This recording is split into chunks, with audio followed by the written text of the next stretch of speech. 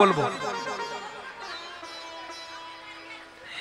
এখানে এমন একজন মানুষ আছে, সেটা এখানে নয়, আমাদের কিন্তু বৈকুণ্ঠেও ছিল এবং স্বর্গেও ছিল এবং মর্তধামে আছে।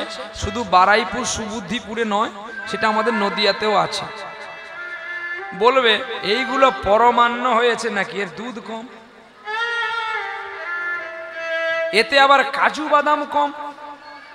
কোন মানুষটা বলে জানেন, যে কোনোদিন কাউকে একটু খাওয়ায় না, সেই মানুষটা শুধু পরের ভুল ধরার জন্য দাঁড়িয়ে থাকে, ভগবান তাকে এই রূপে পাঠিয়েছে। আর সেই মানুষটা বলে এইগুলো কি কীর্তন হচ্ছে নাকি, কেন কি বাবা ভুল হচ্ছে নাকি বলা? সেই মানুষটা বলে এগুলো কীর্তন হচ্ছে নাকি, যে কোনোদিন হরিসভার জন্য একটা ছেঁড়া 10 টাকাও যদি দিত, তাও ব্যাংকে নিয়ে 2 টাকা ওখান থেকে কমিটি পেত। যে কোনোদিন দেয় না সেই লোকের ভুল ধরে, আর যে কোনোদিন কাজ করে না সেই লোকের খাওয়াতে খুঁট ধরে। তবে তার কথাই তো আমার কমিটি বন্ধ হবে না, কি হবে? তার কথাই তো আর আমাদের হরিনাম বন্ধ হবে না, আমাদের আন্দোলন চলছে, চলবে।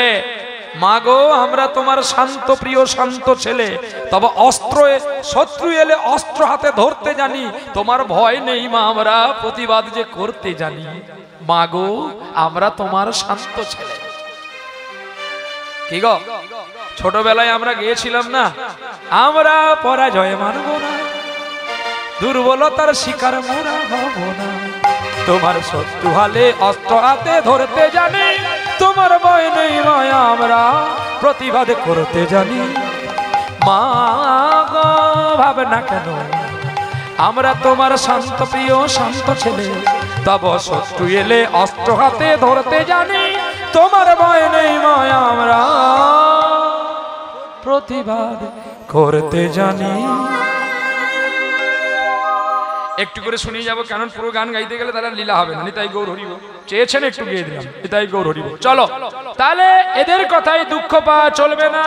তবু দেখবেন এদেরকে কমিটি সকলকে পার্সিল বন্ধ করলে ওই মানুষটাকে পার্সেল আগে দিতে হবে, নাহলে তোর হরিনাম বন্ধ করে দেবে। ওই মানুষটা আগে নেবে, নিজের জন্য নেবে, স্ত্রীর জন্য নেবে, বাচ্চার জন্য নেবে, সকলের জন্য নেবে, নিয়ে আগে সে তাড়াতাড়ি করে, তার স্টাইল বড়। হ্যাঁ, মে হ্যাঁ হিন্দুস্তানি, মেরা জুতা হ্যাঁ জাপানি। আলসের লোকের স্টাইল বড় হয় দেখবেন। যার ধন নাই তার কোনো ভাবনা নাই, সারা জীবন লোকের পয়সায় চা ঝেড়ে ঝেড়ে খাবে। তার স্টাইল দেখবেন সকালবেলায়, ফোনে তার রিচার্জ নাই, কেউ ফোন করে নাই, হ্যালো তুমি ভালো আছো তো, ঠিক আছে এখন কথা বলতে পারছি না, একটু ব্যস্ত আছি, একটু পরে কথা বলছি, রেখে দাও, এই চা দে। পাড়ার লোক ভাবলো এ আবার কবে থেকে কোনো চাকরিতে যুক্ত হলো নাকি। ভাই একটা কথা বলবো, বলো কি হয়েছে বলো। আমার একটা ছেলে অনেক পড়াশোনা, চাকরি পায়নি গো, তুমি বোধহয় কিছু একটা, একটু চা চা দাও, একটু চা দাও। চা খাচ্ছে, ঝেড়ে খাওয়ার একটা স্টাইল দরকার হবে কিন্তু, নাহলে কিন্তু হবে না। এমনি যদি মিয়াও মিয়াও করো বিড়ালের মতো কেউ দেবে না, তাই গৌরী বল। তো ঠিক তেমনি স্টাইল দেখিয়ে চা খেয়ে চলে গেল, ও তো কোনো কর্মের কর্মী না, নিকমা ঢেকি, শুধু স্টাইল দেখিয়ে বলে বেড়েন, তাই গৌরী বল। এইবারে চললো কোথায়, সেই ছোট্ট ভাই নরহরির হাতটি ধরে মুকুন্দ কবিরাজে চলছে গো গৌর দেখিবার তরে। আমার কানু সে বিনোদ আমার কানু যে বিনোদ রায়, কানু সে বিনোদ রায়, আমার কানু সে বিনোদ রায়। শিবা সংসনে মহাপ্রভু ভক্তদের লইয়া করিছে কীর্তন, করিছে কীর্তন, অন্তরঙ্গ ভক্ত লইয়া করে প্রেম আস্বাদন, প্রেম আস্বাদন, বহিরঙ্গ ভক্ত লইয়া করে নাম সংকীর্তন, নাম সংকীর্তন। শিবাজ অঙ্গনে সকলে দরজা বন্ধ করে হরিনাম গাইছে গো। আর কি বলছে জানো, ভজ শ্রী কৃষ্ণ জপ শ্রী কৃষ্ণ লগ শ্রী কৃষ্ণের নাম রে, ভজ শ্রী কৃষ্ণ জপ শ্রী কৃষ্ণ লগ শ্রী কৃষ্ণ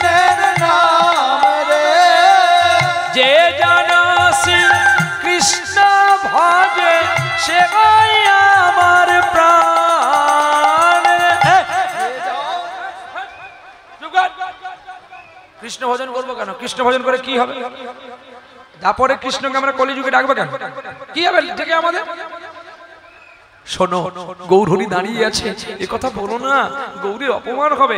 অপমান হয় হোক। আর এদিকে মুকুন্দ আর নরহরি এসে কান পেতে শুনছে শিবাসঙ্গনে। কোথায় গো? নবদ্বীপের শিবাসঙ্গনে এসে কান পেতে শুনছে। ভাইরে, তাদের কত ভাগ্য রে, তারা গৌরহরির কাছে করি নাম গাইছে, আর আমরা এত পাপী, একটু ভেতরে প্রবেশ পেলাম না রে। আর বাইরে থেকে নরহরি আর মুকুন্দ কেঁদে কেঁদে বলছে গো, ভজ গৌরাঙ্গ, কহ গৌরাঙ্গ, লহ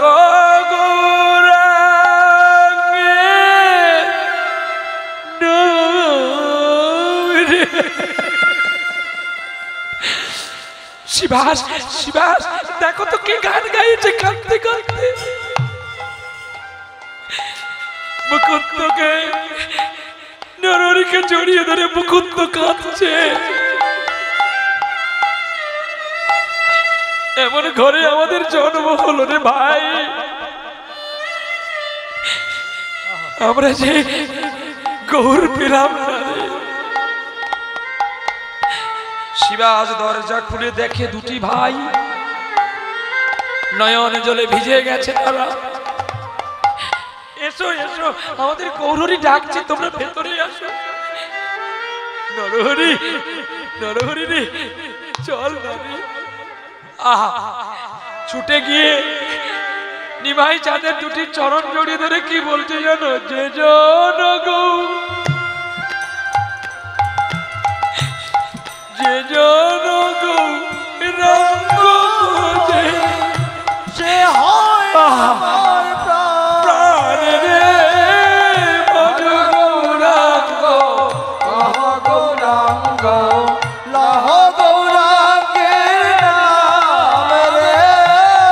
ভজ গৌরাঙ্গ, কহ গৌরাঙ্গ, লহ গৌরাঙ্গের নাম রে। দিন ফুরালে আসে গো রাতি, ভেবে দেখো একবার রে। যে জন গৌরাঙ্গ ভজে, আমার গৌর হয়ে যায় তার রে। ভজ গৌরাঙ্গ, কহ গৌরাঙ্গ, লহ গৌরাঙ্গের নাম রে। ভজ গৌরাঙ্গ, কহ গৌরাঙ্গ, লহ গৌরাঙ্গের নাম রে। শোনো কবিরা, কে তুমি? শুনে যাও,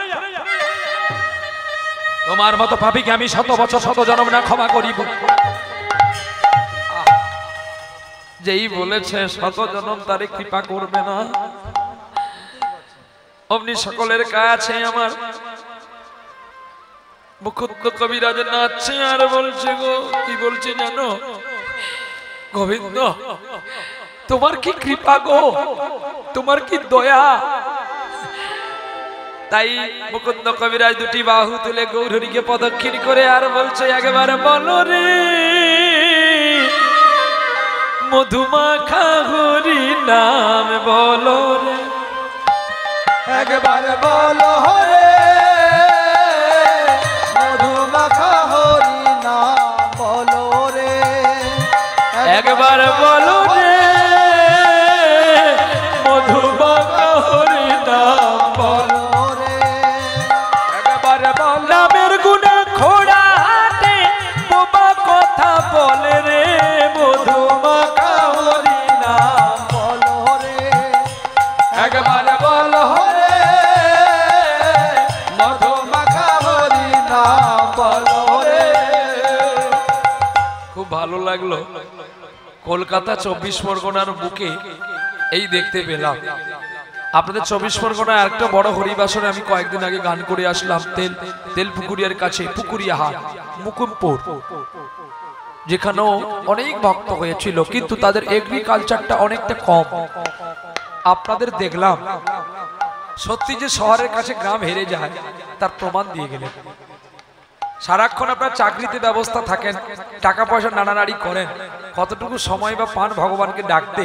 আর যেটুকু সময় পান তার আজকে প্রমাণ দিয়ে গেলেন যে যেটুকু সময় আমরা পাই ওইটুকু নিগুড় তত্ত্ব করে গাই। নিতাই গৌর হরি বল হরি বল। ভাতের মধ্যেও প্রোটিন আছে, কিন্তু প্রোটিনটা তো আর ভাতে নাই, ভাতের রসে আছে। আর ওই ভাতটা যদি গোবিন্দকে দেওয়া হয় ওটা প্রসাদ, প্রোটিনটা বেড়ে যায়। ওই প্রসাদ যদি রাত্রি 2টোর সময় খান, দেখবেন প্রসাদ জ্ঞানেও যদি পেয়ে নেন আপনার কিন্তু গ্যাস অ্যাসিড হবে না, আমি গ্যারান্টি দিয়ে বলি। কারণ আমাদের তো আর প্রসাদ পাওয়ার টাইম ঠিক থাকে না। আজ পর্যন্ত এই দেহটা কিন্তু ডেলটনের বডি নয় আর ফিলিপস নয়, একদম সোনি রেক্সান বডি। বলে কেন রাখে ওরই মারে কি? আমার ভয়ও নেই আর ভাবতে আমি কাউকে ভয় করি, শুধু একমাত্র ছাড়া ওই চোর বাচ্চাকে ছাড়া আমি কাউকে ভয় করি। ওর বাপ চোর, ওর ঠাকুরদা চোর, ওর গোষ্ঠী চোর, ও 14 বংশ চোর, আর শালা চোরের বাচ্চা আমিও চোর। সত্যি তো, হ্যাঁ চুরি করে রেখেছি বলে আপনারা বসে আছে। চুরি যদি না করতাম আপনারা পালিয়ে যেতেন। কি দিয়ে চুরি করেছি জানি না, বলতে পারবো না, তবে একটা বিষয় আছে, চোখের জল আপনাদের চরণে দিয়েছি বলে আপনারা বসে আছেন, নালে কিন্তু হয়তো চলে যেতেন। চলো নিতাই গৌর। ভালোবাসার আরেক নাম প্রেম, আর প্রেমে সেই ফুলটা ফোটে, আর সেই ফুল যদি গোবিন্দের চরণে না যায় সে বৃক্ষটাও বৃথা আর তার ফুলটাও বৃথা আর তার কৃষকটা আরো বৃথা। যদি আমরা সন্তান গোবিন্দের কাছে চাইবো, যদি প্রসাদী না করতে পারলাম, আমি বাবা হয়েও বৃথা, আমার স্ত্রী মা হয়েও বৃথা, আমার সন্তানও হবে বৃথা, তাহলে 3 কুল বৃথা, পাবো কি বিধাতা বলো? তাই আমাদের কর্তব্য প্রসাদী হওয়া, গোবিন্দকে ভালোবাসা। আমি বলছি একবার বলো রে মধুমাখা হরি নাম বলো রে। আপনারা সকলে আমার বলার আগেই তালে তালে তাল মিলিয়ে তালি দিয়ে গাইছেন। এই যে প্রেম, এই যে চিত্ত, গোবিন্দ কেন বা আসে না বলতে পারেন? শ্লোকেই তো বললেন, নাহং তৃষ্টামি, নাহং তৃষ্টামি বৈকুণ্ঠে যোগিনাং হৃদয়ং নচ মদ ভক্ত যত্র গায়ন্তি তত্র তৃষ্টামি হে নারদ।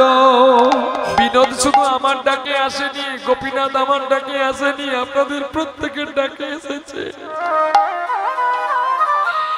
আপনারা শহরে থেকেও, পাকা কোঠা বাড়িতে থেকেও আপনাদের হৃদয়টাকে পাকা করে নিয়েছেন, তাই গোবিন্দ আপনাদেরকেও ছেড়ে যায় না গো। আজ কিন্তু এটা বারাইপুর নয়, আজ এটা কিন্তু নববৃন্দাবন। কি বৃন্দাবন ছাড়া কি গোবিন্দ আসে লীলা করতে?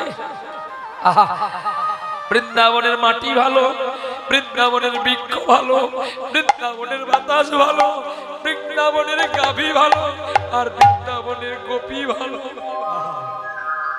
গোপী গো, তোমরা তো নিত্য সিদ্ধা, কৃপা সিদ্ধা, স্বয়ং সিদ্ধা গোপী। তোমাদের ললাটে দেখতে পাই বিষ্ণুর চিহ্ন, যেই চিহ্ন ছিল বলে রাধারানীর পদধূলি গোবিন্দ নিজেই বেঁকেছিল। রাধিকা প্রেমের গুরু আমি শিষ্য নট, যেমন নাচায় তেমন নাচি, নাচি যে যুদ ভট্ট। শেষ পর্যন্ত বসলে ভালো ভালো কথা পাবে, তাড়াতাড়ি পালিয়ে গেলে কিছু পাবি না। ওই মা, পালিয়ে যাচ্ছিস কেন? বস বস, আগে লীলা শেষ হলে বাড়ি যাবি। বাবাজিকে পয়সা দেওয়ার ভয়ে পালিয়ে যাচ্ছে। না না, যদি পালিয়ে যাস কাল দুপুরবেলা তোদের কাল না কামড় দিবে। এবার যা, আমার কথা মিথ্যা হবে না, আমি বৈষ্ণব, এটা জানবি। আমি ব্রাহ্মণ ঘরের ছেলে, আমি ব্রাহ্মণের ঘরে সব ভুল করেছিল বলে আমার পূর্বাপুরুষরা জমিদার করে লোকে চাবুক পিটিয়ে পিটিয়ে জোর জমি করে জমি দখল করেছিল বলে আমি সেই পাপের প্রায়শ্চিত্ত করার জন্য আজকে ভিক্ষার ঝুলি কাঁধে নিয়েছি। আমার জন্মভূমি মানিকতলা, থানার পেছনেই আমার বাড়ি, কিন্তু আমি এখান থেকে চলে গেছি নবদ্বীপে। আবার হয়তো কিছুদিন পরে রাধারানী ট্রেনে নিয়ে যাবে, আমি চলে যাব কলকাতা থেকে, নবদ্বীপ থেকে বৃন্দাবনে। শোনো, তোমরা যে ভয়ে পালিয়ে যাচ্ছ, কাল না কামড় দেবে বলে ভয়ে সংকল্প করছো, অভিশাপ করেছি, বসলেই উত্তর পাবি, নালে পাবি না। যা, দম আছে যা না। আর আমার দম আছে কিনা আমি তোদের আটকে রাখতে পারবো। হ্যাঁ, আজকে 22টা বছর হয়ে গেল এই লাইনে আমি আছি রে মা।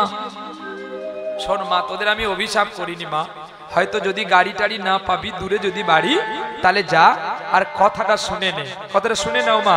যদি দূরে বাড়ি যেতে অসুবিধে হয় তাহলে তোমরা যাও মা, আর যদি কাছে বাড়ি তাহলে যেও না। শোনো, তাহলে আমি অভিশাপ দিইনি গো জননী, তাহলে যে তোমার কমিটি বা তোমরা আমায় খারাপ চোখে দেখবে। শোনো, এটি আছে প্রভাস খণ্ডে লেখা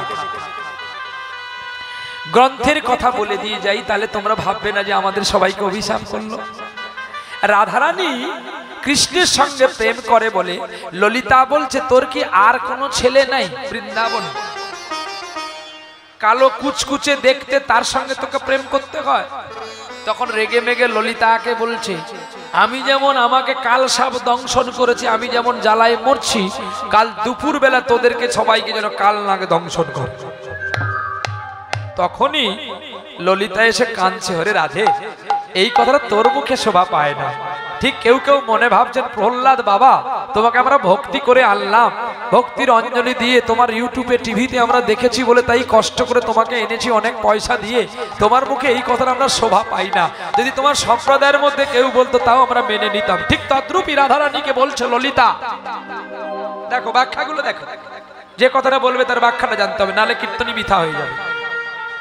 বলছে ললিতাকে, বলছে ললিতা রে, আমাকে যে সাপটা কামড় দিয়েছে, আমার কৃষ্ণ কালো সাপ, দুপুর বেলা মানে যৌবন কাল, আমার এই যৌবনে যখন আমার কৃষ্ণ আমাকে কামড় দিয়েছে, কাল দুপুর বেলায় যেন,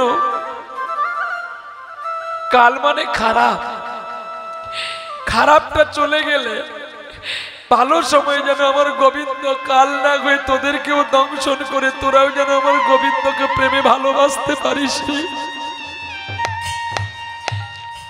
ললিতা লুটিয়ে পড়লে রাই কিশোরীর চরণে। রাধে, তুমি যে এত গৌণ কথা বলো, আমরা জানবো কি করে বলো?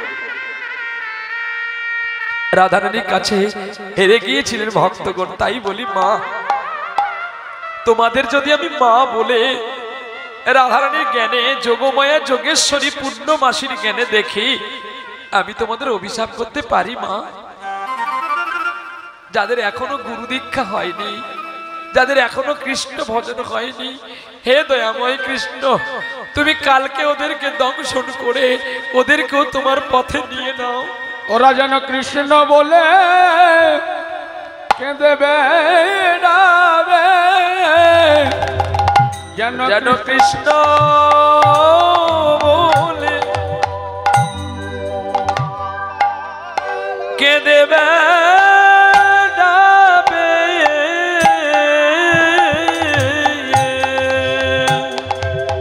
নয়ন জলে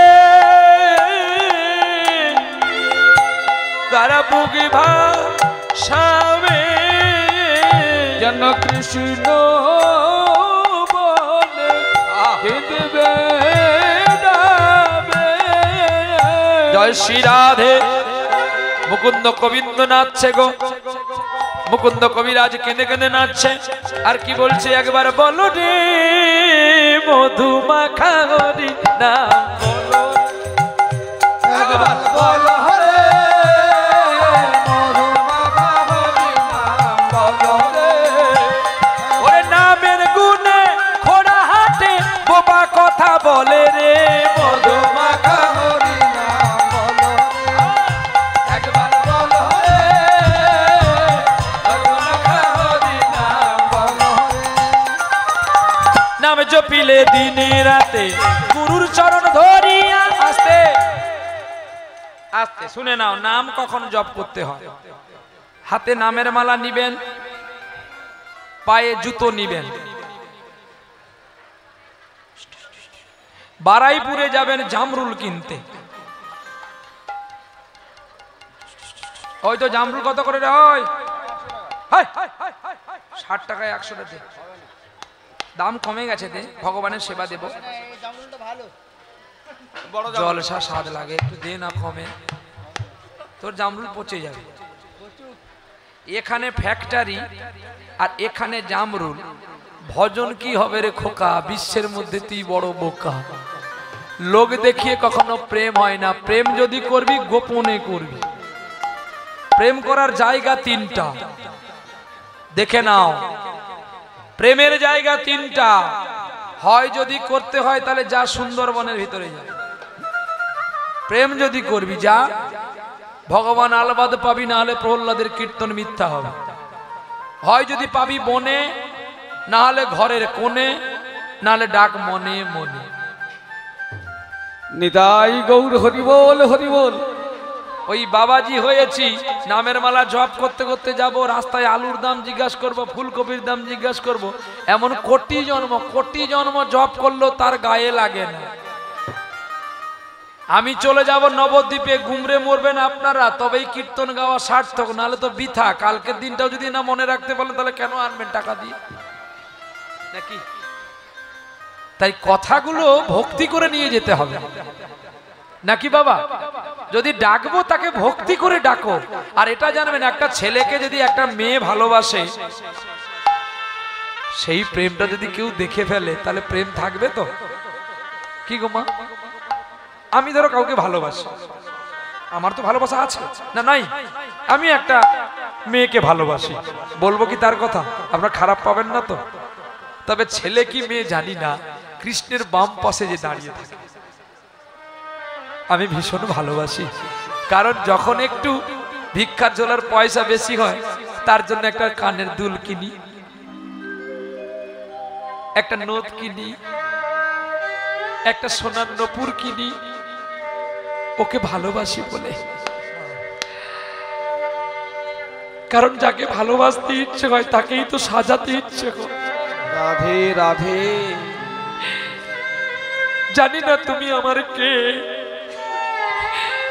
তবে মা গো, মরণ কালে যেন তোমার এই যুগল চরণটা দর্শন করে আমার প্রাণ বায়ুটা যায়। তুমি মাতৃরূপে ঠিকই, কিন্তু তুমি তো নারী নয়। রাধারানীকে কেউ নারী জ্ঞান করবেন না, উনি কিন্তু নারী নয়, উনি কিন্তু পুরুষ, পরম পুরুষ, পূর্ণ শক্তি। রাধারানী অর্ধ শক্তি নয়। রাধা কৃষ্ণ একই আত্মা, দেহ দুটি ধরি অনন্যে বিরাজ করে, রস আস্বাদন করি। যিনি কৃষ্ণ তিনি রাধা। শুধু লীলা করবার জন্য তার একটি অঙ্গ হলো প্রকৃতি, আবার একটি অঙ্গ হলো পুরুষ। তাই তো এত ভাব, এত প্রেম রাধার গোবিন্দের মধ্যে। যখন হরিনাম গাইছে কাঁদছে, তখন মুকুন্দকে বলছে, তোকে আমি অভিশাপ দিলাম, তবু তুই কাঁদছিস কেন, হাসছিস কেন, আমার কাছে হরিনাম গাইছিস কেন? মুকুন্দ তখন বলছে, গৌর হরি তোমার মতো দয়াল নেই। বলে কেন? তুমি তো আমাকে বলোনি যে আমায় কৃপা করবে না বলে। তোকে যে আমি বললাম, তুমি তো বলেছো 100 জনম পরে আমায় কৃপা করবে, 100 জনম পরেও তো আমায় কৃপা করবে তুমি বলেছ গো। আমাকে যে ফিরিয়ে দাওনি, অনাথ করে দাওনি, তাই আমি গোবিন্দ তোমার কাছে দিন গুনছি, কবে আমার 100টা জনম পালিয়ে যাবে আমি তোমাকে কাছে পাবো। আহা, তখন গৌরহরি কেঁদে কেঁদে গোবিন্দকে কোলে নিয়েছে মুকুন্দকে। আয় আমার কাছে আয়, আর দূরে থাকিস না। কোলে নিয়ে কাঁদতে কাঁদতে বলছে, মুকুন্দ তুই ঘরে ফিরে যা, ফিরে যা, ফিরে যা শিখণ্ডে, ফিরে যা, ফিরে যা, ফিরে যা শ্রীখণ্ডে, ফিরে যা, ফিরে যা, ফিরে যা শিখণ্ডে, ফিরে যা, ফিরে যা, ফিরে যা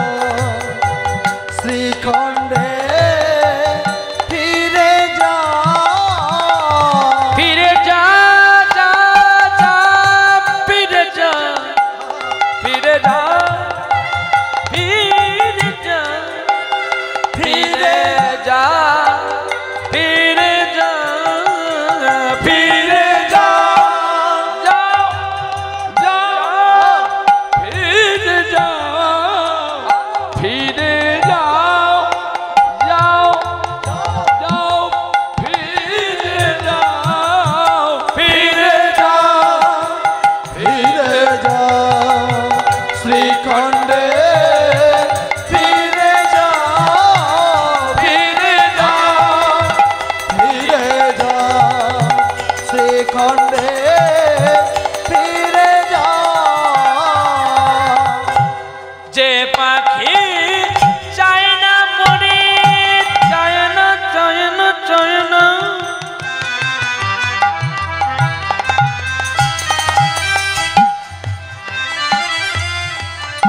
চায় না।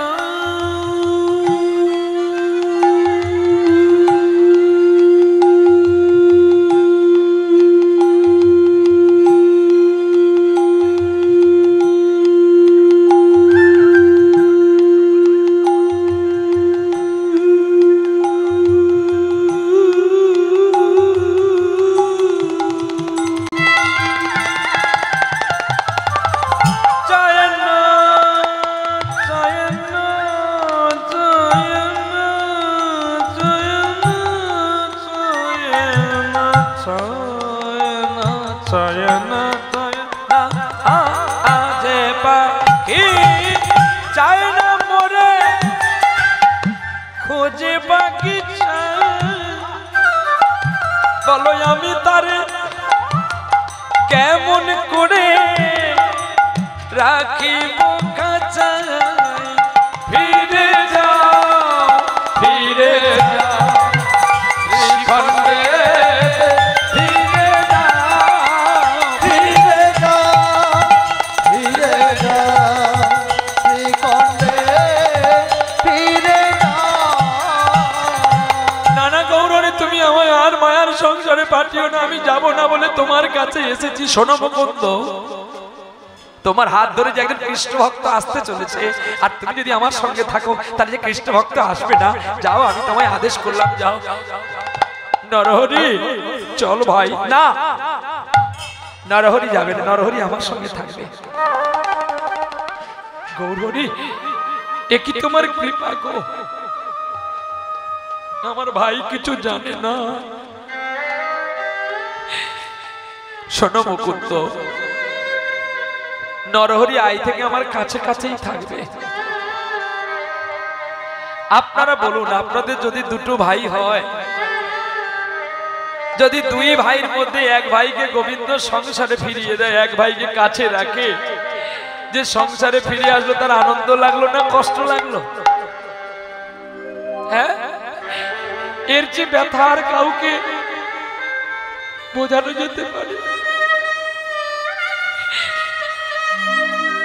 কাঁদছে গো নরহরি, কে ছেড়ে দিয়ে মুকুন্দ বাড়ি আসছে, আর বাবা মার কথা মনে পড়ে গেছে। মা, তুমি আমায় কিভাবে জন্ম দিয়েছিলে? একই গর্ভে একই মায়ের কোলে জন্ম নিয়ে আমি গোবিন্দকে পেলাম না, আমার ছোট ভাই পেয়ে। তোমার সমাধি আজ ফুলে ফুলে ঢাকা,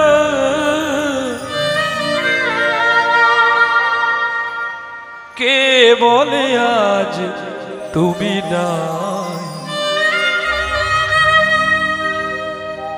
তুমি আছো মন বলে তাই, তোমার সমাধি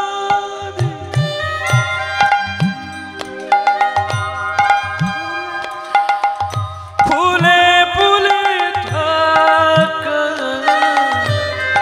কে বলে আজ তুমি নাই? তুমি আছো মন বলে তাই, তুমি আছো মন বলে তা। সুরের আলো খানি জাগাইলে অভিমান, ভালোবাসার আদালতে কেন ছেড়ে চলে যাও? সুরে সুরে কামড়িয়ে আমারে ভোলা, মন বলে আজও আছো তুমি। মন বলে আছো আছো তুমি তোমার সমাধি ফুলে ফুলে ঢাকা কেবল যার তুমি তুমি আছো মন বলে তাই, তুমি আছো বলে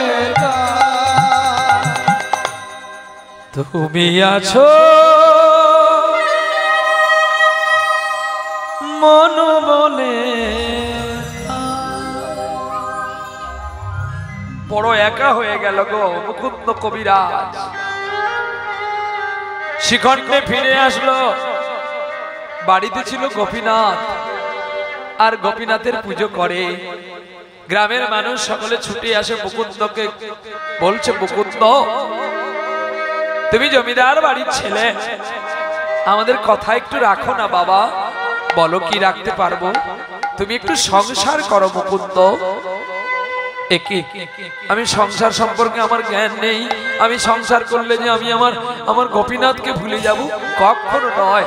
সংসার করে কখনো কেউ গোপীনাথকে ভুলে না, আরো সময় মতো গোপীনাথকে সেবা দিতে সে পারবে। শোনো মুকুন্দ, তুমি কবিরাজ হয়ে তুমি রুগী দেখো, সময় মতো তুমি রান্না করে গোবিন্দকে খেতে দিতে পারো না। যদি তোমার স্ত্রী থাকে, তুমি ভাবলে কি করে গোবিন্দ আমার স্ত্রী সেবা করবে? কি গো বলে, কেন হয় না? তুমি পারলে সবকিছু পারো মুকুন্দ, আমার বিশ্বাস আছে তুমি পারো তোমার স্ত্রীকে এই কৃষ্ণ সেবার সেবিক করে দিতে। জানো কৃষ্ণ সেবা করলে মৎস্য আহার করতে নাই। কৃষ্ণ সেবা বড় কঠিন, আর নালে অতীব সহজ। এই জীবন পেয়েছি, যদি তার সেবা একটু করতে পারি তাহলে তো আমাদের জীবন ধন্য হবে, তা নাহলে আমাদের জীবন বৃথা গো। সারাটা জীবন তো শুধু সংসার সংসার করে কাটালাম। সংযুক্ত সার ছদ্মবেশের প্রাইজ নেওয়ার জন্য সাজলাম বটে, একটা ছোট্ট প্লাস্টিকের মগ ছাড়া যে সোনার থালা পেলাম না। তাহলে ভালো করে যদি না সাজবি সোনার প্রাইজটা পাবি কি করে? আর ভালো করে সাজার নাম হচ্ছে সেবা। সেবা করলেই তো তাকে পাওয়া যায়, না করলে পাওয়া যায় না গো। তার জন্য চাই প্রেম, তার জন্য চাই নিষ্ঠা, তার জন্য চাই ভক্তি। কৃষ্ণ প্রেমের ভক্তি না থাকলে যে তার সেবা হয় না। সেটা কেউ রণে থেকে করে, কেউ মনে থেকে করে, কেউ সার্ভিস মেনে করে। ভাবতে তো অবাক লাগে। এই বিশ্ব চরাচরের পৃথিবীতে আপনারা সকলেই জানেন, আজকে যিনি ইন্টারন্যাশনালের মধ্যে যিনি স্থান পেয়ে গেছেন, পৃথিবীতে কোনো গোবিন্দের মন্দির কোনো একটা দেশে নাই যেটা ইস্কন করেনি। আজ এটাই আমরা গর্বিত। সেটা যে কোনো কাস্টের মানুষ হতে পারে, যে কোনো ধর্মের মানুষ হতে পারে। ইস্কন আমার গোবিন্দকে নিয়েই তো চলছে। কি গো, আপনি আগে দেখুন আমেরিকাতে ছিল না গোবিন্দের মন্দির, আমেরিকাতে হয়েছে। চীনে ছিল না, চীনেও করে নিয়েছে ইস্কন। ইন্দোনেশিয়াতে ছিল না, সেখানেও করে নিয়েছে। কিছুদিন আগে বিশ্বকাপ খেলাতে যে অস্ট্রেলিয়া ভারতের কাপের বুকে পা তুলে দিয়ে গিয়েছিল, আজকে ইস্কন সাহেব অস্ট্রেলিয়ার ঘাড়ের ওপরে পা নয়, তাদের বিবেকের ওপরে চরণ রেখে হরিনাম গাওয়াচ্ছে। বিশ্বাস যদি না হয় একবার আপনারা মায়াপুরে চলুন। মায়াপুরে যেতে গেলেই তো আমার নবদ্বীপে নিমাই চাঁদের কাছ দিয়ে যেতে হবে। নবদ্বীপে গিয়ে দেখবেন, চলুন ছোট ছোট বাচ্চাগুলো তারা শিখা রেখে তারাও বলে হরে কৃষ্ণা। হরে কৃষ্ণ তো বলতে পারে না। এটা ছোট বাচ্চাকে জিজ্ঞাসা করেছিলাম, বেটা তোমরা পিতা का नाम क्या है? बोले मालूम नहीं बाबा जी, मेरा बाप तो इंडोनेशिया हो और मेरा माँ अमेरिका हो। देखो তার বাবা ইন্দোনেশিয়ায় থাকে, তার মা আমেরিকায় থাকে, আর ছেলেটা আছে মায়াপুরে। তার মাও প্রসাদী, তার বাপও প্রসাদী। কিছুদিন পরে ও ছেলেটা আমাদের কানাই বলাই মন্দিরে আসা যাওয়া করত। আমার এই কালো তিলক দেখে ওর কি তার ভাব জেগেছে, ছেলেটা নদী পার হয়ে, গঙ্গা পার হয়ে, সুরধনী পার হয়ে আসতো আমার কানাই বলে আসলো। একদিন তার মা বাবাকে নিয়ে ও এসেছে। बाबाजी बाबाजी हाँ बेटा क्या हुआ? हरे कृष्णा। हरे कृष्णा बोलो बेटा क्या हुआ? नहीं ये मेरा माँ है और ये मेरा पिताजी है। तारा बांग्लाटा बोलते पारे ना गो। लुटिए पड़लो, गरुर पायखाना करे गेছে, तार उपरे लुटिए कांचे गौरहरी। 11 साल में हमको भारत भूमि में जन्म दियो।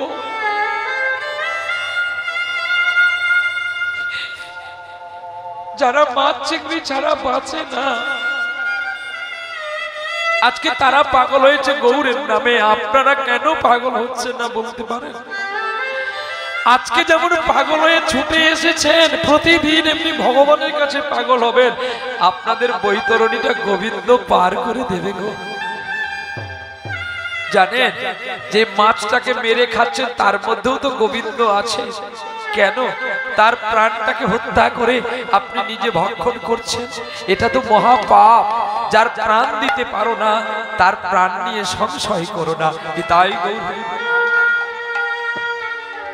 কবিরাজ বিয়ে হতে চলেছে গো, ভালো কন্যা বিয়ে হতে চলেছে গো। হুনুকুন্না রে হুনুকুন্না রে হুনুকুন্না, হুনুনা রে হুনুনা রে হুনুনা, হুনুনা রে হুনুনা রে হুনুনা।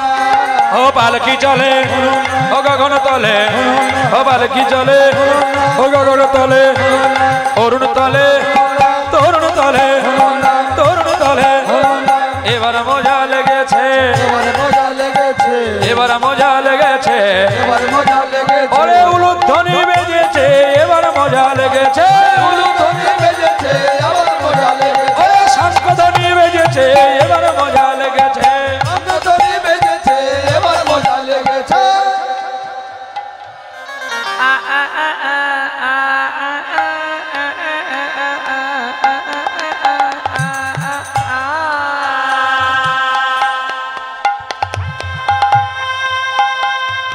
একটু সানাই করি, আর করবো না, হয়ে গেছে, থাক। এবার বিয়েটা করে নি নাকি?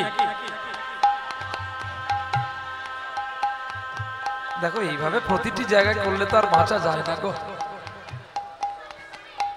আমারই ভুল, আমি যদি না শুরু করতাম ঠিক ছিল।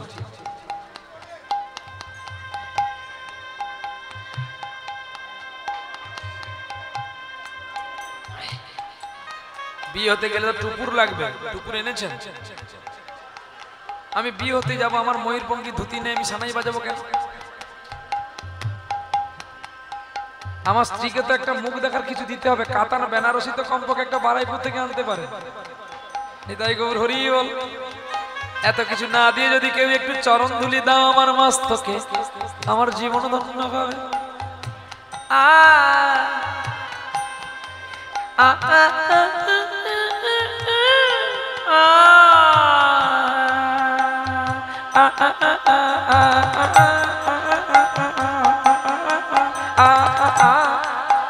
শেষে দেবে, শেষে দেবে, শুনে নাও। ভালো লাগলে উলুধ্বনি দেবে, নালে দাও দেবে।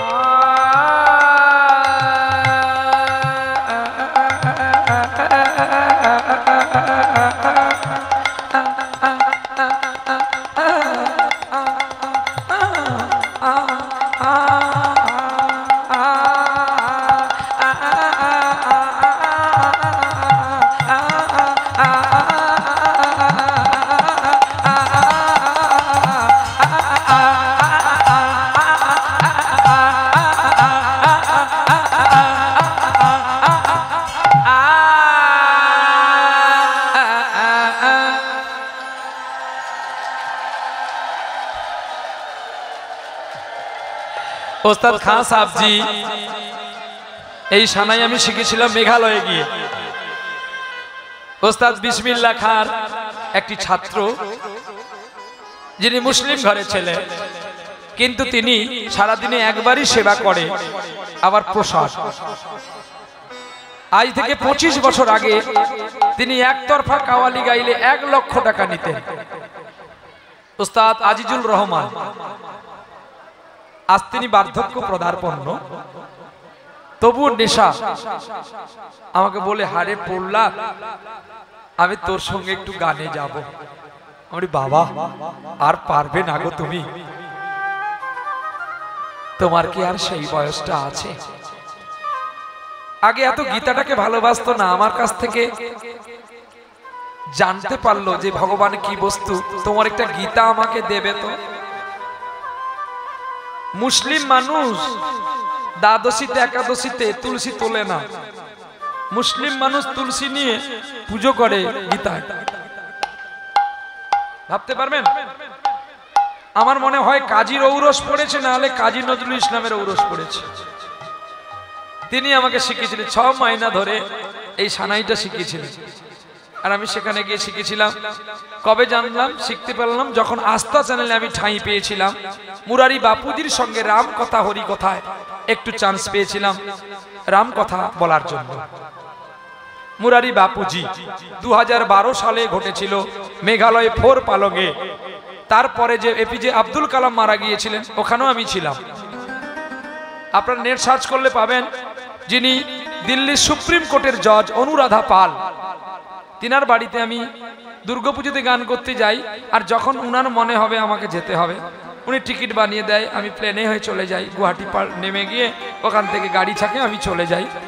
তো যেদিন আব্দুল কালাম লেকচার দিতে গিয়ে আর্মি কলেজে দেহ রেখেছিলেন, আমি গিয়েছিলাম, ওনার সঙ্গেই গিয়েছিলাম। ওনার দুই চরণ ধরে একটু প্রণাম করার সুযোগ পেয়েছিলাম। বাহ! তিনি বলে গিয়েছিলেন মৃত্যুর আগে, हम जब गुजर जाएगा हमारा आत्मा को शांति देने के लिए 2 मिनट नहीं, 1 घंटा नहीं, 10 मिनट करके सब आदमी को ज्यादा करके ड्यूटी करने पड़ेगा, लेकिन तब हमारा आत्मा शांति हो जाएगा। भारत माता को कसम खा के बोल रहे, जो 10 मिनट छुट्टी करेगा लेकिन हमारा आत्मा शांति नहीं होगा। भारत मातार জন্য তোমরা 10 মিনিট করে বেশি ডিউটি করবে, তাহলে আমার মাও শান্তি পাবে, আমিও শান্তি পাবো। দেখো কত মহান মানুষ ছিলেন আপনাদের এই ভারতবর্ষের বুকে। একজন মহান ডক্টর বিধানচন্দ্র রায়, যিনি রোগী দেখতেন না, ব্লাড টেস্ট করতেন না, তিনি 10 হাত দূরে থেকে রোগীকে বলে দিতে পারতেন তার রোগের কি ক্ষমতা, আর কি রোগ হয়েছে, কি ঔষধ দিলে তিনি ভালো হয়ে যাবেন। ভগবান তাদের কৃপা করেছিলেন। আর গৌরহরি ডাইরেক্ট এসেছেন সর্বরোগের ঔষধ নিয়ে। তোরা যদি দেখাবি তাড়াতাড়ি যা তার কাছে।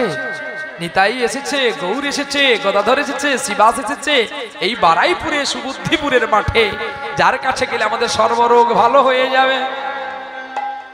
এবারে বিয়ে হতে গেল গো, বিয়ে হয়ে 7 পাকে বন্ধন করে বাড়ি আসলো। দিনে দিনে দিন যায়, রাতে যায়, আর মুকুন্দ কবিরা সকলে ঔষধে দেয়। একদিন আমাদের মুর্শিদাবাদের নবাবের পেটের ব্যথা ভালো হয় নাই। যত বৈদ্য ঔষধ দেয় পেটের ব্যথা বাড়ে বই কমে নাই।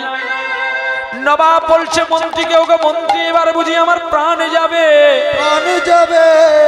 এখনো পর্যন্ত আমার পেটের ব্যথা কোনো বৈদ্য ভালো করতে পারলো না।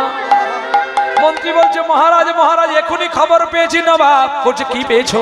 এখনই পেয়েছি, আমাদের এই বর্ধমান শিখণ্ড পাটে একজন কবিরাজ আছে, যার নাম মুকুন্দ কবিরাজ। সে কি গো, তুমি আগে থেকে বলনি কেন? না গো, আমি এখনই খবর পেয়েছি, তাই তোমাকে বলছি। বেশ বেশ ভালো বাবা, তুমি এক কাজ করো, আমার কাছে নিয়ে আসো কবিরাজকে। বলছে, না না না, কবিরাজকে আনা যাবে না। বলে, কেন? না, কবিরাজ জমিদার বাড়ির ছেলে, ও কারোর বাড়ি যায় না, ওর কাছে যেতে হয়। তবে রে, যদি ও রোগ না আমার সারাতে পারে, তোর ওর একদিনকে আমার একদিন। চললেন ছদ্মবেশে, হোসেন ফকির সেজে ঘোড়ার পিঠে গেলেন, টুকপুক টুকপুক টুকপুক টুকপুক করতে করতে। আর ঘোড়াটাকে বনের আড়ালে বেঁধে দিয়ে চলে গেছে, গিয়ে লাইন দিয়ে দাঁড়িয়েছে। অনেকজন লাইন দিয়ে দাঁড়িয়েছে বলে, ও ভাই এটা কিসের লাইন? আমরা কবিরাজের কাছে আমরা রোগ দেখাবো বলে আমরা লাইনে দাঁড়িয়েছি, আমিও দাঁড়াই। আর যেই কবিরাজ গোপীনাথের মন্দির খুলে বেরিয়েছে অমনি হোসেন ফকির ছুটে গিয়ে ধরেছে মুকুন্দ কবিরাজের পায়। ও কবিরাজ, আমি আর পারছি না গো, আমার কতদিন থেকে পেটের যন্ত্রণা হচ্ছে, তুমি আমায় একটু ভালো করো, তোমার নাকি নাম ডাক আছে। না না না, আমি এমন কোনো জানি না, তবে গোপীনাথ যদি কৃপা করে তাহলে তোমার রোগ ভালো হবে। তুমি এক কাজ করো, শুয়ে পড়ো মাটিতে। তবে রে, আমি যে নবাব, তোর জ্ঞান নেই, তুই আমাকে মাটিতে শুয়ে পড়তে বলছিস? যদি রোগ না সারে তবে তোর একদিন কি আমার একদিন। এই বলে মুকুন্দ কবিরাজের কাছে যেই নবাব জামাটা খুলে দিয়ে শুয়ে পড়লো। একই হলো কবিরাজ, একই হলো তোমার এই মাটিতে শোয়ার সঙ্গে সঙ্গে কেন আমার অর্ধেক রোগটা? এই জন্য তোমাকে আমি জামা খুলে শুইতে বলেছিলাম।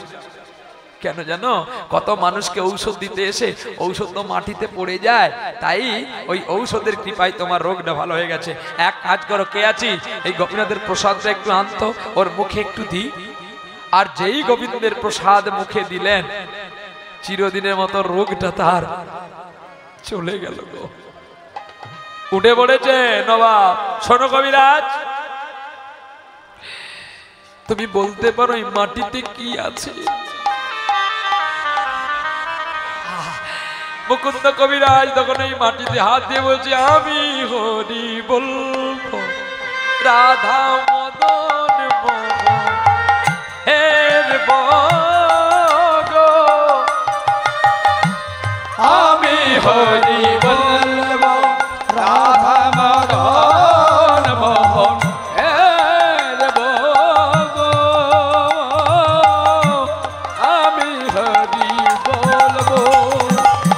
আমি হরি বলে ব্রজের ধুলি গায়ে মাখিব, আমি হরি বলবো রাধা মদন মোহন হের বগো, আমি হরি বলবো। কবে যাব বজেন্দ্রপুর,